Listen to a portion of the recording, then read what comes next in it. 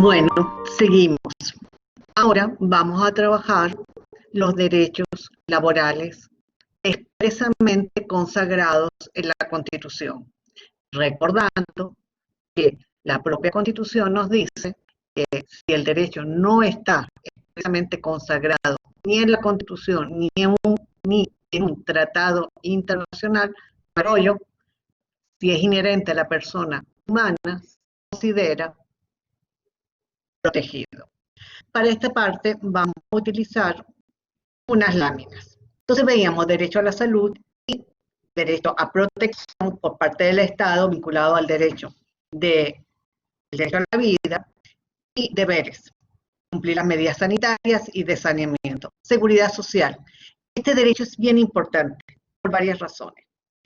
No sé si ustedes han escuchado hablar de los fondos privados de pensiones, la famosa AFP, asociaciones de fondos de pensiones, y que en el país se hicieron muy famosas en la década del 90 del siglo pasado, porque hubo dos intentos de pasar la seguridad social de contribuciones solidarias intergeneracional universales a un sistema de capitalización individual.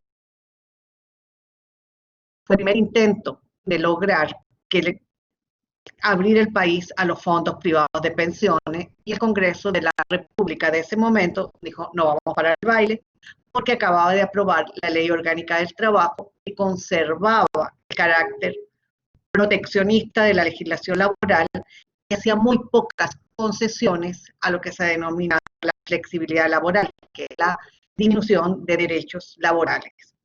En el 97, con la famosa reforma tripartita de las prestaciones sociales y de la seguridad social, y después Chávez lo usó para decir que vendieron las prestaciones sociales, sí se abrió la posibilidad a los fondos privados de pensiones, pero se dio un lapso se llama una vacatio legis, de 2 años, con lo cual hubo el cambio de gobierno, llegó Chávez y no hubo forma de que los fondos privados pudiesen entrar al país.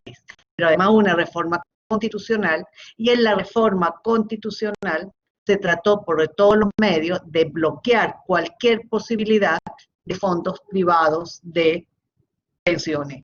Veamos qué dice el artículo 86. Toda persona tiene derecho a la seguridad social como servicio público de carácter no lucrativo, que garantice la salud y asegure la protección en contingencias de maternidad, paternidad, enfermedad, invalidez, enfermedades catastróficas, discapacidad, necesidades especiales, riesgos laborales, pérdida de empleo, desempleo, vejez, viudez, orfandad, vivienda, carga derivada de la vida familiar y cualquier otra circunstancia de previsión social. El Estado tiene la obligación de asegurar este derecho creando, y aquí viene lo clave, un sistema de seguridad social universal, integral, de financiamiento solidario, unitario, eficiente, participativo, de contribuciones directas e indirectas. ¿Qué significa universal? Que abarca a toda la población, a todos los que sean venezolanos o sean extranjeros, estén en el país. ¿Por qué?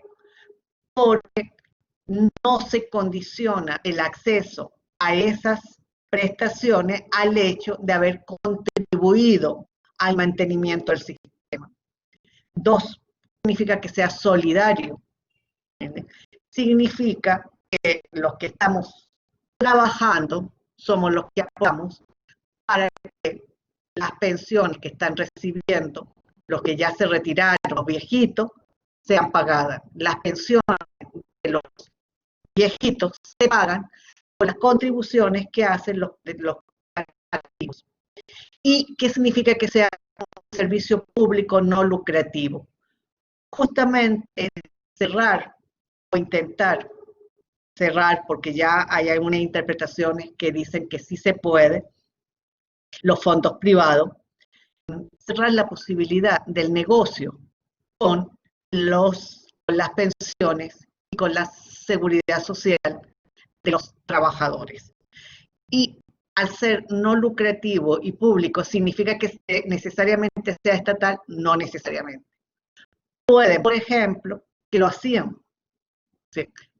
La Universidad Central de Venezuela tiene su propio sistema de seguridad social y lo maneja una asociación civil, que es la Asociación de Profesores de la Universidad Central de Venezuela, la PUCB, y el Instituto de Previsión Social, también creado por la propia APUCB. Ambos son organizaciones civiles de la sociedad civil y pueden perfectamente manejar seguridad social. ¿Por qué? Porque la manejan con criterios no lucrativos. Después tenemos ya los derechos netamente laborales y que vemos en el artículo 87 que nos establece el derecho y el deber de trabajar. ¿Qué nos dice el artículo? Que toda persona tiene el derecho al trabajo, el deber de trabajar. El Estado garantizará la adopción de las medidas necesarias a los fines de que toda persona pueda obtener una ocupación productiva que le proporcione una existencia digna y decorosa y le garantice el pleno ejercicio del derecho al trabajo. Volvemos.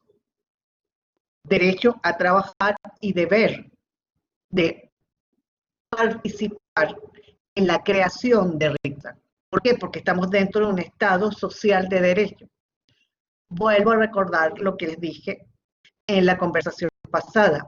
El Estado social de derecho tiene como principal finalidad generar bienestar social. Vuelven a pasar los cambios que no se haya sentido. Generar bienestar social. ¿Qué significa eso?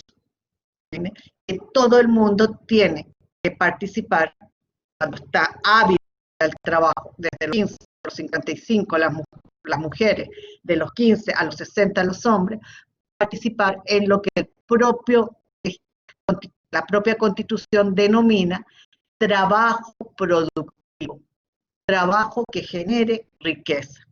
Y todos los que trabajan tienen derechos como trabajadores y también tienen deberes. Esa dupla siempre tenemos que tenerla clara. Entonces tenemos, y además, el derecho del trabajo que establece nuestra Constitución abarca no solo a los trabajadores remunerados, a los trabajadores que trabajan para recibir una contraprestación dineraria, ya sea que se llame salario, en el caso de los trabajadores que tienen el empleador, o ingresos, en el caso de los trabajadores independientes o autónomos.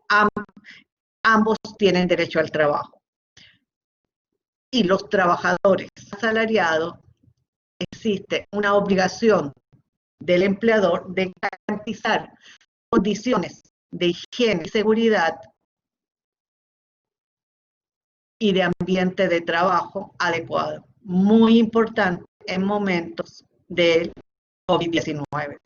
También existe la obligación estatal de crear instituciones para vigilar y garantizar las condiciones y medio ambiente del trabajo. ¿Cuál es la institución en nuestro caso? El famoso Instituto ISACER. Pero no solo el trabajo remunerado es protegido, sino también hay una protección al trabajo doméstico no remunerado, con una pequeña discriminación, digo yo, en el artículo 88. ¿Qué nos dice el artículo 88? ¿Se acuerdan que les dije que tenían que tener su constitución en la mano? Dice, el artículo 88 dice que el Estado garantizará la igualdad y equidad de hombre y mujer en el ejercicio del derecho al trabajo. Primero, las medidas de promoción de la igualdad de oportunidades y además dice que el Estado reconocerá el trabajo del hogar como actividad económica que crea valor agregado y produce riqueza y bienestar social. Las amas de casa tienen derecho a la seguridad social de conformidad con lo que establezca la ley. Porque digo una discriminación. Hay dos constituciones en América Latina que establecen la protección al trabajo doméstico no remunerado o el trabajo del hogar no remunerado. y es la Constitución venezolana y la ecuatoriana. La ecuatoriana dice las personas que realicen el trabajo doméstico no remunerado tendrán protección, con lo cual abarca hombres y mujeres. ¿Por qué es importante? Porque el trabajo que se hace en espacios domésticos, en el hogar, tiene múltiples efectos para el trabajo productivo. En la doctrina, en las ciencias sociales, ese trabajo se denomina, iba a decir la doctrina jurídica, y no es la doctrina jurídica, en las ciencias sociales ese trabajo se denomina trabajo para la reproducción social. Y el trabajo que se hace contra remuneración se denomina trabajo productivo. Pero el trabajo en el hogar también es productivo y tiene miles de interrelaciones con el trabajo o con el trabajo remunerado. No sería posible salir a la calle a trabajar si la casa no prepara ese trabajo. Son cosas tan elementales: comida, ropa y, lo más importante, que lo da el hogar, la gestión de la vida cotidiana, la gestión de la emocionalidad, el prepararte, el darte el ánimo, la palmadita en la espalda, vamos para allá. Todo ese aspecto son indispensables para poder desarrollar el trabajo remunerado. ¿Cuál es el otro derecho importante? Que es la protección del trabajo, con una serie de principios. El principio de la irrenunciabilidad, que lo habíamos visto al principio cuando dijimos que se le limita la capacidad de celebrar contratos, el contenido del contrato de trabajo se le limita tanto al empleador como al trabajador. ¿Y qué significa eso? Que los derechos laborales consagrados en las leyes, en la Constitución, en el convenio colectivo son irrenunciables. Segundo, la progresividad. Esto significa que cualquier reforma legal tiene que ser para mejorar el contenido del derecho o para incorporar a otros sectores en el disfrute de ese derecho. Y eso va vinculado con el tercer principio, la intangibilidad. ¿Qué significa la intangibilidad? Intocables. Los derechos laborales son intocables. En términos criollos, atrás y para coger impulso. Cuarto principio, la interpretación más favorable. Por ejemplo, mi convenio colectivo dice que las horas extras se van a pagar con un 80% de recargo del salario. No dice qué tipo de salario. La legislación prevé dos tipos de salario: salario normal y salario integral. El salario normal tiene componentes menores que el salario integral. Entonces, como no hay en la norma una especificación cuál de los dos salarios que establece la legislación es el que se va a usar para calcular ese beneficio, se utiliza el que sea más favorable al trabajador.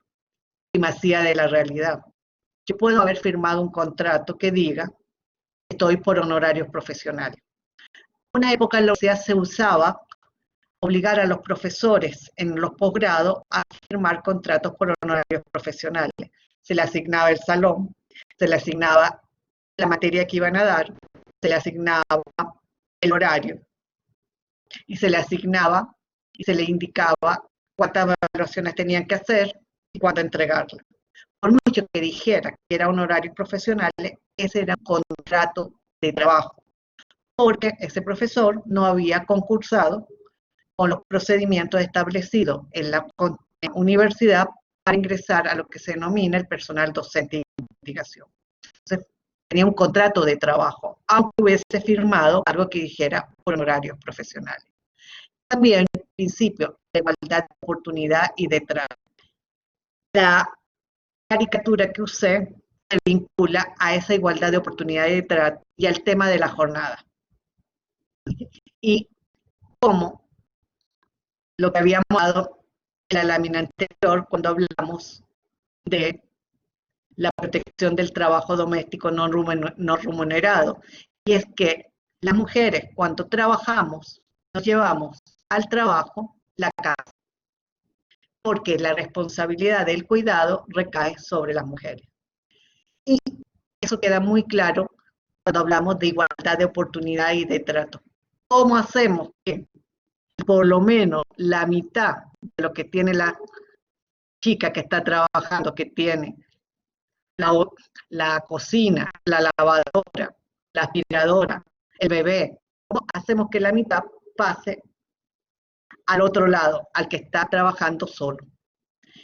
Después, ¿cuál es la otra norma constitucional que tenemos? Tiempo de trabajo, artículo 90 de la Constitución. Y ahí tenemos varias cosas que son importantes. La primera, disminución progresiva de la jornada. Hay una disposición transitoria en la Constitución que decía que la jornada debía disminuir de manera progresiva. ¿Y qué nos dice la norma constitucional? Que la jornada diaria diurna no excederá de 8 horas diarias y de 44 semanales.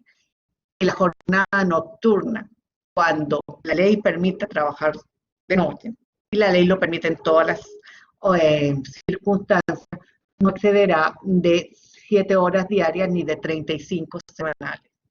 Que el trabajo extra debe ser voluntario, que no es obligatorio trabajar horas extra, inclusive cuando el patrono te lo pide, debe ser voluntario. Lamentablemente, hay una interpretación del Tribunal Supremo de Justicia que dice que la norma se aplica la voluntariedad para todos los supuestos, excepto los supuestos de trabajo extra obligatorio que contemplaba la ley única del trabajo y que ahora está en el decreto ley orgánica del trabajo, trabajadores y trabajadoras. ¿Y cuáles son esos supuestos? Cuando, por ejemplo, terminaste la jornada y hay un peligro inminente, la máquina se daña, o se está cayendo una pared, entonces hay que arreglarla, y si no se hace en ese momento, se cae. Entonces hay una serie de supuestos de necesidad absoluta de la empresa para hacer trabajo extra, y en esos casos la jurisprudencia dijo que era obligatorio.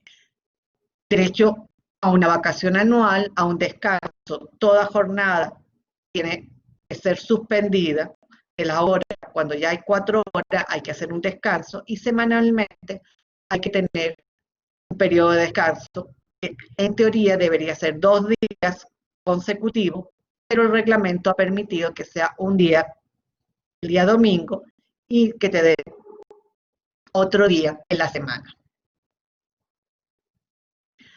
Salario, un tema importante para volver a lo que habíamos hablado de bienestar social y el efecto cascada que tiene el trabajo para generar beneficios al grupo familiar del trabajador o trabajadora. ¿Qué nos dice el artículo 91? Todo trabajador o trabajadora tiene derecho a un salario suficiente que le permita vivir con dignidad y cubrir para él y su familia las necesidades básicas, materiales, sociales e intelectuales. Después dice que se garantizará igual salario por igual trabajo. Ojo, el convenio internacional de la OIT que regula el tema, mucho mejor porque dice igual salario por trabajo de igual valor. Voy a poner un ejemplo de alguien que en este momento está como muy de moda, por decirlo de alguna manera, o está en la palestra: los trabajadores de la salud. Hay camilleros y limpiadoras. El camillero es el que traslada al paciente dentro del hospital al sitio donde va a ser atendido. ¿Y la limpiadora qué hace? Garantiza que el lugar donde va a estar esté con las condiciones de asepsia adecuadas. Ambos trabajos son diferentes, ¿verdad? Tienen el mismo valor. por lo cual deben tener la misma remuneración. Inembargabilidad. Yo soy Maula, no pago la deuda que tengo con el banco. Mi salario es intocable. Salvo donde no puedo ser Maula, con mis obligaciones alimentarias, ya sea para mis hijos, ya sea para mis padres. Ahí hay obligación de pagar y el deudor de esa obligación alimentaria puede demandar ante el Tribunal de Familia y el Tribunal decretar inmediatamente el embargo de una parte de mi salario. Imagino que van a preguntar cuánto. La ley no lo dice, pero por tradición los tribunales embargaban hasta el 30% del salario del trabajador. Digo trabajador porque normalmente eran hombres. El salario también es una deuda de valor. ¿Qué significa eso? Que si mi empleador se retrasa en pagarme el salario 15 días y me tenía que pagar 4, y con esos 4 yo me compraba un kilo de guayaba y 15 días después para comprarme el kilo de guayaba necesito 20, tengo que pagarme 20. Debe ser pagado en moneda de curso legal. Y esto es importante por los pagos en dólares. Cuando existía Cadive se decía, no, está prohibido el pago en dólares. No, lo que estaba prohibido era darle un valor al dólar diferente al establecido por el Estado. Igual ahora, usted va a pagar en dólares, pero el cambio en bolívar tiene que utilizar la tasa de cambio del Banco Central. Pero nada impide que usted le dé a su trabajador directamente un billete en verde. Y un tema del cual ustedes son expertos, salario mínimo y canasta básica. ¿Qué dice la ley? El Estado garantizará a los trabajadores, tanto del sector público como privado, un salario mínimo vital que será ajustado cada año tomando como una de las referencias la canasta básica. Y no significa que el salario tiene que ser igual a la canasta básica, pero es una de las referencias. La siguiente derecho, espero que ya tengan su ley en la mano, su constitución en la mano. Este es el artículo 92 y las prestaciones sociales. Ojo, si usted cruza la frontera para Colombia y le pregunta a un trabajador si tiene prestaciones sociales, te va a decir sí. Seguro social y cuando me vaya a jubilar me van a dar una pensión y si me enfermo me van a dar una indemnización. La noción de prestaciones sociales en otros países está vinculada a la seguridad social. En cambio, en Venezuela, prestaciones sociales refiere a un pago por el transcurso del tiempo en un trabajo determinado. Refiere a la prestación de antigüedad, que son una cantidad de días de salario por cada año de servicio. Y refiere a otro derecho, que es el pago que se le efectuaba a las personas en caso de que perdiese su trabajo, la cesantía, una indemnización.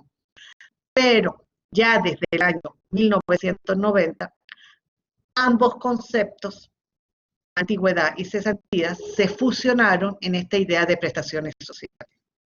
Dos, las prestaciones sociales es una deuda de valor, tiene una protección especial porque hay una forma de calcularla, de una forma de acreditarlas en la cuenta de cada trabajador, puede ser abriendo un fideicomiso a nombre del trabajador o asentándolas en la contabilidad de la empresa.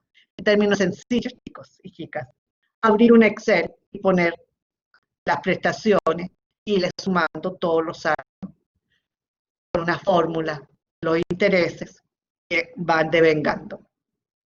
Y en el año 99 la constitución de una orden, volver al sistema que había sido modificado en el 97. Hasta 1997, las prestaciones sociales eran 30 días de salario por cada año de servicio, calculados con el último salario. Yo ingresé en la empresa en 1980 y ganaba 100. y en 1996 ganaba 1000. Bueno, el año 1, los 30 días del año 1, cuando ganaba 100, no me lo van a calcular a 100, me lo van a calcular a 1000. Eso se modificó en el 97 y empezó a calcularse 5 días de salario por cada mes de servicio y era inmodificable. En la reforma constitucional se dijo, volvamos a lo que en términos coloquiales se conoce como la retroactividad de las prestaciones del recálculo, y la Asamblea Nacional no cumplió esa orden, ni siquiera cuando era no mayoría, sino que estaba compuesta exclusivamente por chavistas. Entonces, ¿qué significa que se despida sin justa causa? Significa que se despide sin que el trabajador haya cometido lo que se denomina una falta grave a sus obligaciones como trabajador. Y esas faltas están tipificadas. ¿Qué significa tipificada? Están establecidas, contempladas en una norma jurídica. En términos sencillos, probablemente ustedes conozcan las más comunes. Faltar 3 días sin estar enfermo, sin llevar un justificativo que establezca que estaba enfermo, robar cosas de la empresa, agarrar a golpe o insultar al patrono y sus representantes, agarrar a golpe a un trabajador. En esos casos puede despedir con justa causa. Se puede despedir porque está contemplado en la legislación. Además, ese es el régimen para los trabajadores del sector privado. Los funcionarios públicos tienen un régimen especial que se llama de estabilidad absoluta. Ese régimen establece que para despedir hay que abrirle un procedimiento interno y probar que cometió esa falta. Además, tenemos las inamovilidades laborales, que normalmente los que somos viejitos recordamos que se dictaba un aumento salarial e iba acompañado de una inamovilidad laboral de vigencia de duración de 3 meses. Ahora la inamovilidad está de manera indefinida desde el 2002. ¿Qué significa eso? Cuando no hay inamovilidad, si el trabajador comete la falta, es suficiente que haya cometido la falta y el despido se considera justificado con un paso administrativo, que es notificar al tribunal: despedí a Jacqueline Richter porque la encontré robando. Y acá está el levantamiento, vino el servicio de policía y quedó claro por la grabación que ella estaba robando. Con eso era suficiente. En cambio, cuando hay inamovilidad, esa grabación tengo que llevarla a la Inspectoría del Trabajo y conseguir que la Inspectoría me autorice el despido. Y para que me lo autorice, hay que hacer un procedimiento similar al que hay que hacer para despedir a un funcionario público. La diferencia es que el procedimiento del funcionario público se hace en la propia dependencia pública, en cambio se hace en la Inspectoría del Trabajo. También tenemos una regulación del de los intermediarios, y está vinculada esa regulación a otra situación, que es el fraude en la ley. La imagen de la industria petrolera no es casual, es a propósito. ¿Por qué? Porque los contratistas y los intermediarios nacieron con la industria petrolera y fue un mecanismo para evitar en algunos casos la protección que tenían los trabajadores petroleros y dársela a los trabajadores de las contratistas. Eso siempre ha estado entre lo legal y un poco lo ilegal. No hay que ser contratista, sea ilegal. Si usted es un contratista y cumple la legislación y además se establece la responsabilidad solidaria con el beneficiario de la obra, en caso de que usted haga sea inherente o conexo, o sea, que sea el centro de la producción del beneficiario de la obra, por ejemplo, que sea en la industria petrolera es facilito, que sea para construcción, de todo lo que implica el pozo petrolero, eso es inherente. Bueno, el beneficiario, en este caso PDVSA, es responsable de las obligaciones laborales que usted adquiere. Y es responsable solidario. ¿Qué significa esto de solidario? Son 5 personas que tienen una deuda. 5 personas que le deben a usted. El total de la deuda son 100. Eso significa que usted puede cobrarle a cada uno 20. No, usted le cobra a cada uno de ellos los 100. Y el que le pagó, obligado a pagarle el 100, no le puede decir, no, yo le 20, porque aquí hay otros 4 que también le deben. Le paga el 100 y después él ve cómo le cobra a los otros 4. Y la norma también establece claramente la prohibición del fraude a la ley. ¿Qué nos dice? El Estado establecerá a través del órgano competente la responsabilidad que le corresponda a los patronos y patronas en caso de simulación o fraude con el propósito de desvirtuar, desconocer o obstaculizar la aplicación de la legislación laboral. Típico caso de fraude lo tenía una empresa a la cual yo le tengo mucho cariño porque soy cliente segura de ella. Y si eso era mayor, hasta el año 2000, los choferes de los camiones de la Polar y que eran comerciantes. Entonces, ¿qué hay ahí? El comerciante le compraba ruta a la Polar, pero el camión estaba en el depósito de la Polar. Le asignaban la ruta y le asignaban el precio de venta y la cantidad que iba a vender. Y daban el uniforme. Bueno, eso era evidentemente fraude a la ley porque se desconocía la condición de trabajador de la Polar del chofer del camión. Eso está sancionado no solo por la Constitución, sino también por varias leyes. Bueno, estos son los temas básicos de derechos individuales consagrados en nuestra Constitución. La próxima conversación nos dedicaremos al tema de la esencia de ustedes, mía, porque yo trabajo fundamentalmente para sindicatos, que es cómo se regula la libertad sindical.